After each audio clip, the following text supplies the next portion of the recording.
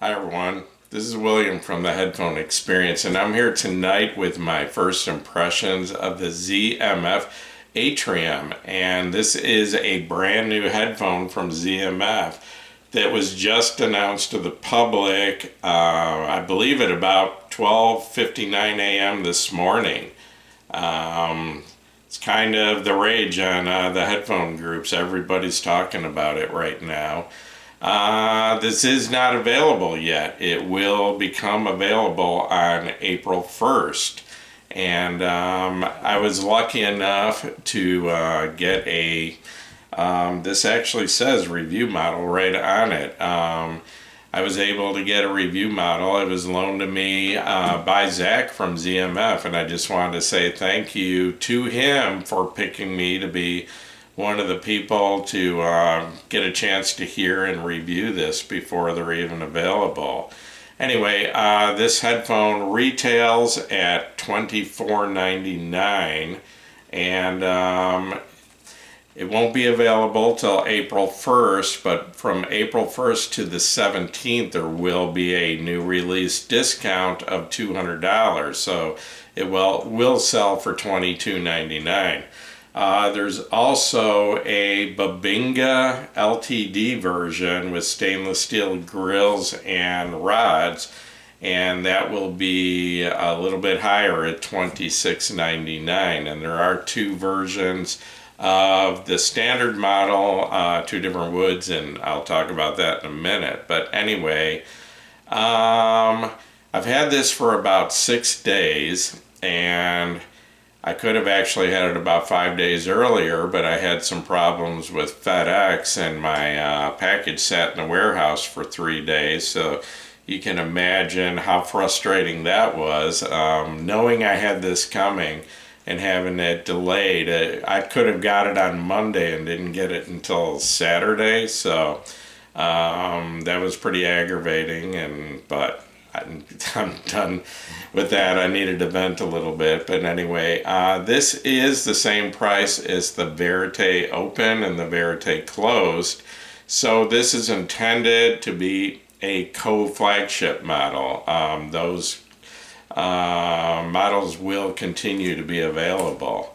I did get a chance to review the Verite Open last summer, and even though it had a few what I would consider quirks, and it took me a little while to adjust to it, I ended up really loving that headphone. I mean, it was just almost addictive to me.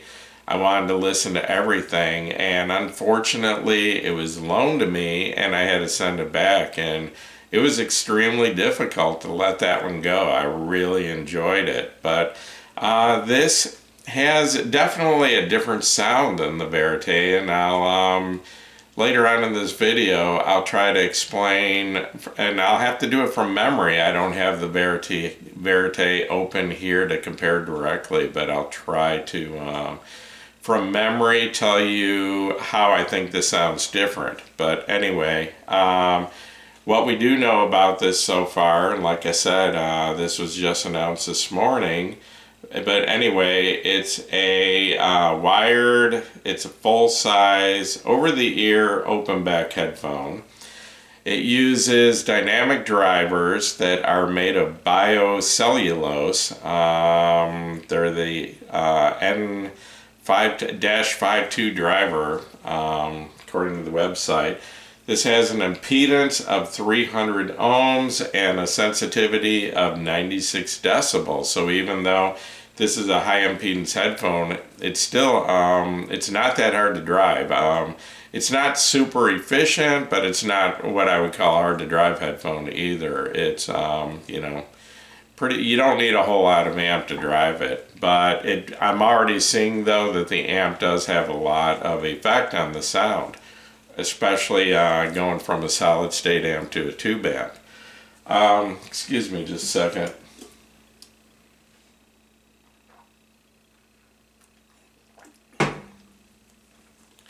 ZMF claims a weight of 460 grams plus or minus 20 grams. This This version came in on my kitchen scale at 521 grams, a little bit heavier.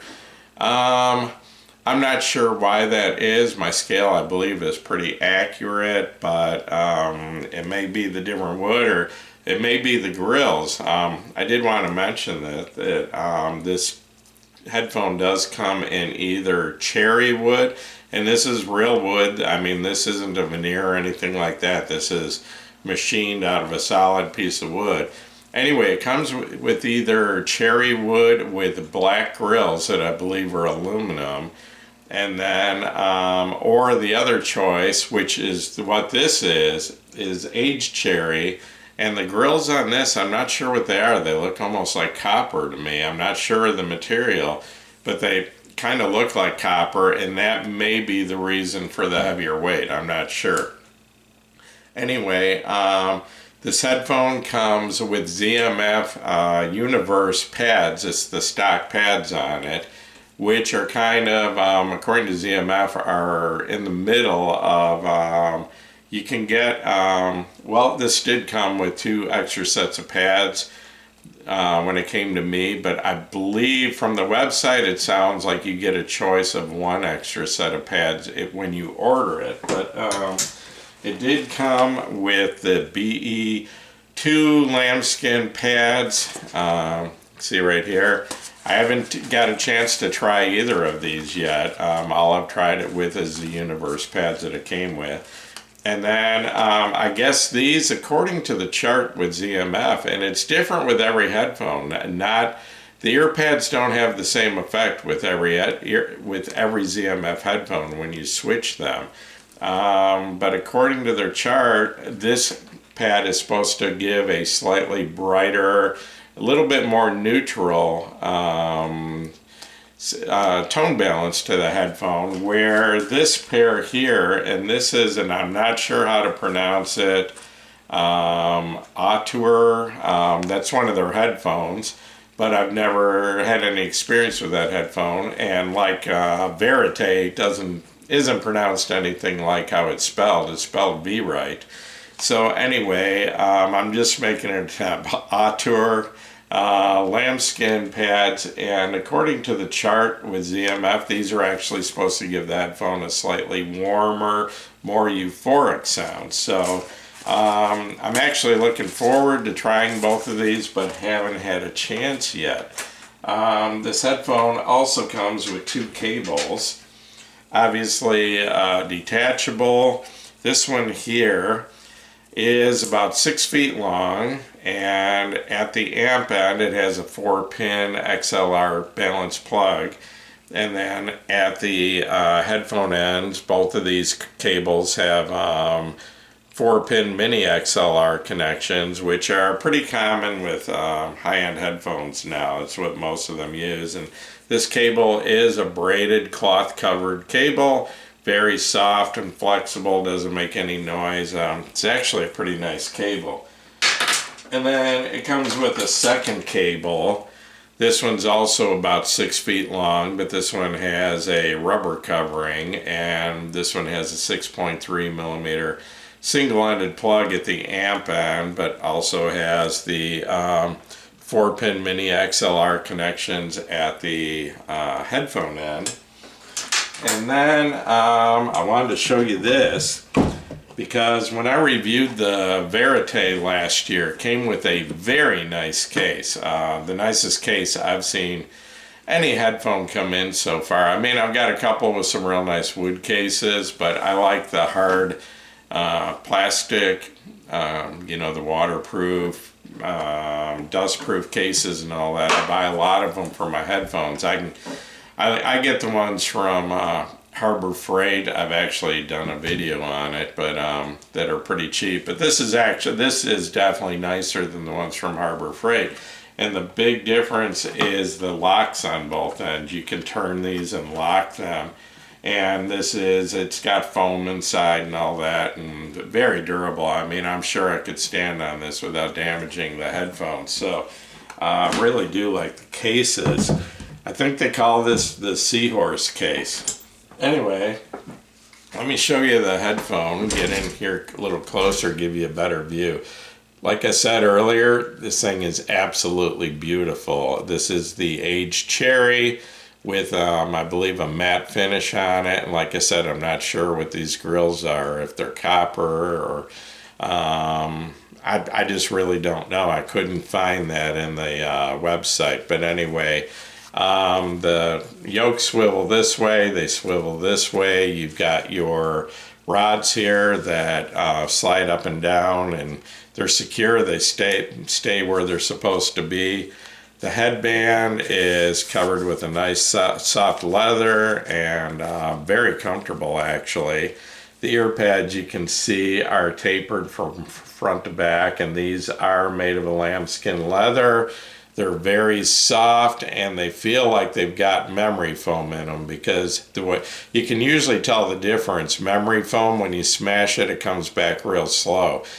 Cheaper foams, you smash it and it just pops right back out real fast. So anyway, you can see the vents on the around the outside, and you've got some on the front here, and then you've got your open grill. And this is actually a very open headphone. And one drawback to open headphones is they don't keep any sound out, and they don't keep much in the headphone. But anyway, and also you've got your 4-pin mini XLR connections. But this headphone, even though it is a large headphone and it's fairly heavy, 521 grams is one of the heavier headphones that I've reviewed. I reviewed a few that were heavier. I reviewed one that was 600 grams. But actually, this headphone is very comfortable. The pads are extremely soft and just kind of form around, and make a nice seal. And the weight's distributed well. There's very little clamping force, but yet they feel secure. I don't worry about them falling off. If I were to fall asleep listening and, maybe nod off and lean forward or something, I don't worry about them falling off. But they fit very well. And like I said, they're very comfortable, and I think I could wear these for hours. Some people do have an issue with weight. I never have. Even though I lost a little weight when I was sick a few weeks ago, I still, I have a pretty thick neck, and heavier headphones have just never bothered me. Weight hasn't been an issue at all as long as they're comfortable. I mean, the thing that usually bothers me more than weight is clamping force. If a headphone has too much clamping force, that can cause me problems. I've got a little bit of, I've had some problems in the past with TMJ in my jaw on the left side here, and if a headphone has too much clamping force, it can definitely aggravate that and limit my listening sessions to maybe 60 minutes or so. But I haven't had a chance. In fact, I did listen to this for almost 2 hours straight the other night. So comfort doesn't seem to be a problem at all with this. What else? I did want to mention that I've had this 6 days so far, but I've actually done quite a bit of listening in that time. I've put I would say maybe 8 hours in on these already, and the reason for that is just because I really enjoy listening to these. I'm serious, I really like this headphones, but I wanted to mention the equipment that I've used doing my review up to this point. I'll try to expand a little further before I do my full review, but anyway, so far, I'm using a CD transport from Cambridge Audio, and I've used the Denafrips Pontus 2 DAC, the Audio GD R8 DAC, that is the MK2, both the Pontus and the MK2 are R2R DACs, and I've used the Topping D70S, which that's the MQA version, which is a Delta Sigma DAC, but has a very warm R2R sound to it. It's a DAC I really like for the price. But anyway, and amps that I've used so far, would be the Wells Audio Dragon. That's the level 1 version. The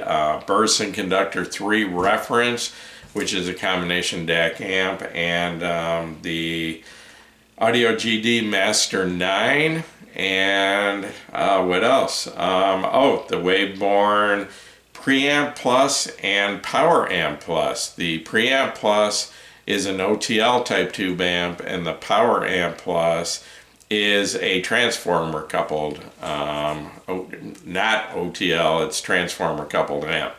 So anyway, getting into the sound of this, and I'm not going to dig too deep, but I want to give you an idea how this thing sounds. Usually in my first impressions, I don't do a whole lot of comparisons to other headphones, but I know the question out there that everyone has: how does this compare to the Verite Open? So like I said earlier, I did review that. I loved it, but I don't have it to compare directly. But going over my notes in my previous video, I'll try to go from memory how the two compare. First of all, I just want to say about this, it's got a slightly warm of neutral sound, with a nice warm mid-range. With this sounds very rich, like buttery smooth, just beautiful mid-range, and I would say a slight emphasis on the sub-bass and mid-bass. Comparing this to from what I remember of the Verite Open, like I said, I love that headphone, but it had a couple of things that took me a little while to get used to. Okay, I was using, I believe, the same pads, the Universe pads on that, and with those pads, the Verite had a little bit more weight to the bass and sub-bass. But the mid-range on the Verite always sounded slightly distant to me. And because of that, I felt like I lost a little bit of the details, the micro details of the mid-range. This one, the Atrium, the mid-range just seems a little bit more forward to me, and actually sounds a little more detailed. I don't know if it actually is more detailed or if it's just that the mid-range is a little more forward, and I feel like I'm getting a little bit more detail out of the mid-range. The one thing that I absolutely loved about the Verite Open is I listened to a lot of acoustic music with a lot of female vocals, and the Verite was as good as any headphone I've ever heard as far as making female vocals sound right and sound good. They just sounded so natural, so real, just had so much texture and detail, and this headphone seems to sound very similar in that respect. So that right there is the first reason I'm really liking this headphone.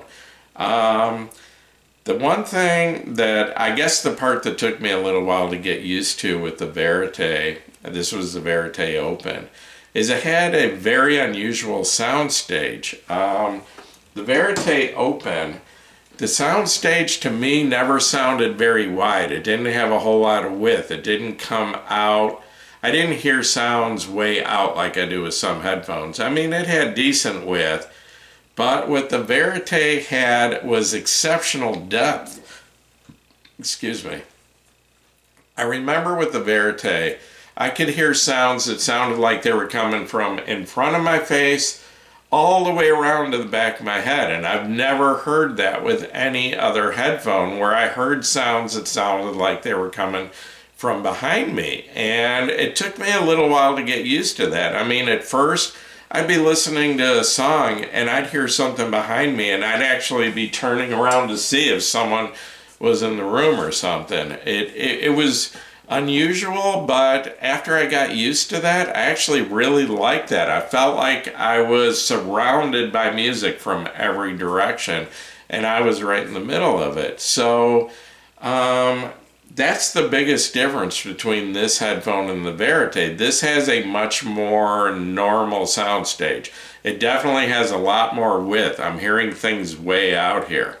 but it still has a lot of depth to it and a lot of, it has a very three-dimensional, very holographic soundstage where I hear a lot of layering to the sound. So this one, it has not only very good imaging, very pinpoint imaging, but it just has this really large soundstage. It's a lot of width, a lot of depth. It has height, and like I said, just a lot of layering to it. Some headphones, you'll hear sounds in here and you'll hear sounds out there, but you don't hear it in between, or you'll hear them out here, but not in here, but where they sound like they're coming from in your head, but not in between. But this headphone, the time I put on it so far, it just seems to have a lot of layering to the sound stage, and that would be especially with tube amps. Lately, my number one favorite amp has been the Waveborn Power Amp Plus, and like I said, that is a transformer coupled amp. And the truth is that high impedance headphones usually work best with OTL type amps. And I still have the Waveborn preamp, which is a OTL type amp.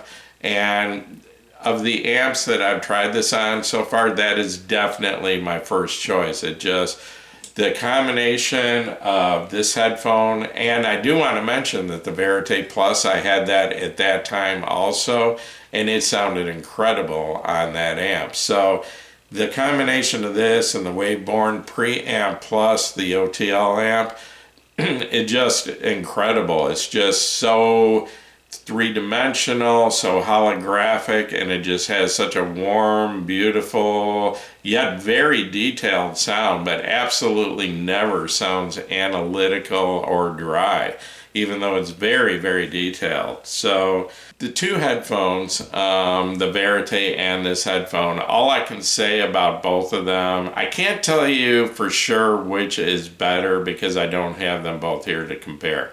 But I would say this headphone is as good or possibly better than the Verite Open, in the respect that I think it's more technically perfect. The tone balance, I think, is more linear, and the sound stage is just more what you would expect from a high-end headphone. The Verite was a little unusual. Not saying that's a bad thing, but I remember when I did my review of the Verite Open, I said that, it's got a few issues that I don't consider to be perfect, but yet I really love it. Well, this headphone seems to have taken care of those issues and seems to be more technically perfect of headphone than the Verite was. So, I'm kind of leaning already towards saying this may be not necessarily better, but more to my preference, my cup of tea, what I enjoy in a headphone. But I can tell you already, and I haven't gone in and compared this to any other headphones yet, and I will do that in my full review. Hopefully I'll get my full review out in a few weeks. I will try to compare this to some other headphones in a similar price range. But I can tell you right now, this is one of the best headphones I've ever heard. It is just a really, really good headphone, and so far I'm not hearing any weaknesses. And I will try to find some headphones to compare to this, but I'm worried that I'm going to have trouble doing that.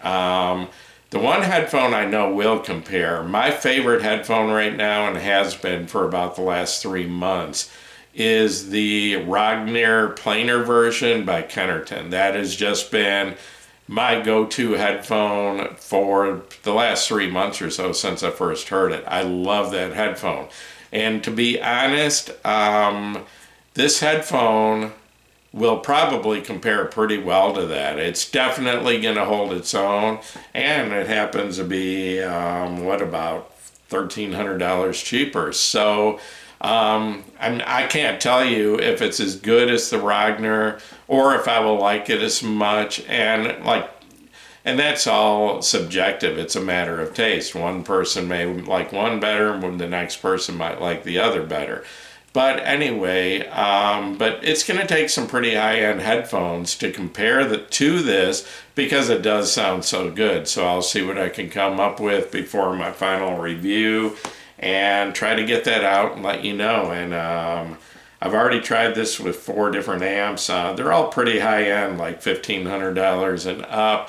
I will actually, what I'd like to do is to try it with a few lower priced amps and see how it works. I remember the Verite Open matching up really well with the Felix Audio Echo, which is about a $750 amp. It actually was a really good combination. I haven't had a chance to try this one with the Echo yet, so I plan to do that before I do my full review. So hopefully I'll be back in a few weeks with more information, but in the meantime, I need to wrap this up. This has gotten really long for first impressions, but like I said, I just really like this headphone and want to talk about it. So anyway, once again, this is William from the Headphone Experience. If this video has helped you, please give me a thumbs up. If you haven't already, please subscribe to my YouTube channel. And the Headphone Experience on Facebook is up to 15.7 thousand members. You're all welcome to join us over there. And once again, I just wanted to say thanks for watching my video.